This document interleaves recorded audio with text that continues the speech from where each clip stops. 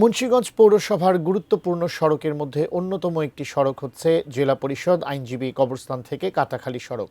প্রায় 2 কিলোমিটার সড়কটি এখন যেন মরণ ফাঁদে পরিণত হয়েছে।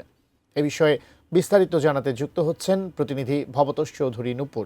নূপুর, এই সড়কটি তো মরণ ফাঁদে পরিণত হয়েছে, তো এই সড়কটি নিয়ে পরবর্তী কোনো বিষয়ে কি বিস্তারিত আমাদেরকে জানাবেন? প্রতিনিধিদের সাথে কোনো কথা হয়েছে কিনা?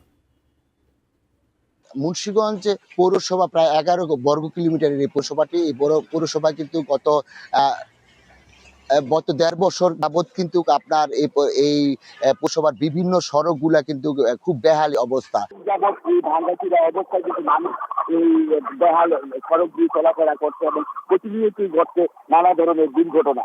আমি ইতিমধ্যে যে পৌরসভা কর্তৃপক্ষ রয়েছে তাদের সাথে আমি কথা বলেছি, তারা আমাকে যতটুকু জানিয়েছেন যে আসলে এই 2 কিলোমিটার সড়কের প্রায় বেশিরভাগ অংশই কিন্তু ভাঙ্গা। তারা ইতিমধ্যে কিছুটা কাজ শুরু করেছেন। কাটাখালী বাজারে এখানে আরসিসি জায়গা হয়েছে প্রায় 500 মিটারের মতো, কিন্তু বাকি যেই সড়কটি আছে তার কাজ কিন্তু এখনো হয়নি, পুরোপুরি ভাঙ্গা রয়েছে। এবং তারা বলেছেন যে পৌরসভা বলছেন যে 1.5 বছরের সময় নিয়েছে, মানে এই 2 কিলোমিটার সড়ক সংস্কারের জন্য বা নতুন করে নির্মাণের জন্য 1.5 বছর সময় নিয়েছে। তো তারা বলছেন 1.5 বছরের সময় আগেই এই কাজটি হয়ে যাবে।